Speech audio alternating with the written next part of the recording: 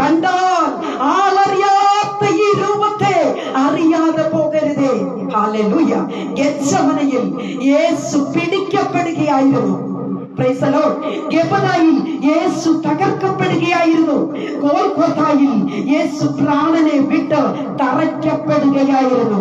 പ്രിയ ദൈവമേ, വചനം കേട്ടുകൊണ്ടിരിക്കുന്ന സഹോദരങ്ങളെ, യേശുവിനെ അവർ പിടിച്ചതല്ല, പിന്നെയോ മാനവ ജാതിക്ക് വേണ്ടി യേശു പിടികൊടുത്തതാ. കുഞ്ഞെ ഇരിക്കുന്ന ഇടത്ത് അടുത്തിരിക്കുന്ന ആളുടെ കൈ പിടിച്ച് കുലുക്കിയൊന്ന് പറ, എന്റെ അപ്പനെ അവർ പിടിച്ചതല്ലെന്ന്. എന്റെ കർത്താവ് പിടികൊടുത്തതാ. എന്റെ കർത്താവ് പിടികൊടുത്തതാ.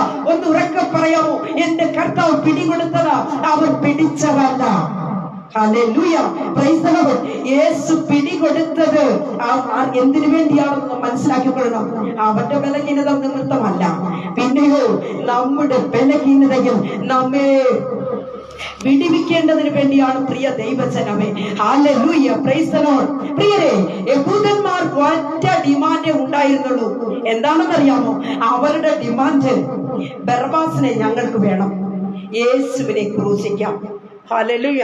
Price the Lord. ദൈവമക്കളെ, അവർക്ക് ഉണ്ടായിരുന്ന ഒറ്റ ഒരു ഡിമാൻഡ്, ബർബാസിനെ വിട്ടു തരിക, യേശുവിനെ ക്രൂശിക്കാം. സത്യത്തിൽ ഈ ക്രൂശിൻ ഇവിടെ സംഭവിച്ചതൊന്നും ബർബാസ് അറിഞ്ഞിട്ടില്ല. ബർബാസിനൊന്നും അറിയില്ല. ഒരു ചരിത്ര പുസ്തകത്തിൽ ഞാൻ ഇങ്ങനെ വായിക്കുകയുണ്ടായി. പ്രിയ ദൈവജനമേ, എന്താണെന്നറിയാമോ? യേശുവിനെ ക്രൂശിക്കുവാനായിട്ട് ഏൽപ്പിച്ചു. ചിലർ ഓടി വന്ന ബർബാസിനോട് പറയുക, ബർബാസ്, നിന്റെ ശിക്ഷ മാറി, നീ രക്ഷപ്പെട്ടു. ബർബാസ്, നിന്റെ ശിക്ഷ മാറി, നീ വിടുതലാക്കപ്പെട്ടു, നീ രക്ഷപ്പെട്ടു. ബർബാസ് പറയുന്ന ഒരു കാര്യമുണ്ട്, ഇല്ല, ഞാൻ കുറ്റം ചെയ്തവനാണ്, ഞാൻ എങ്ങനെ രക്ഷപ്പെടും? ഞാൻ കുറ്റം ചെയ്തവനാണ്.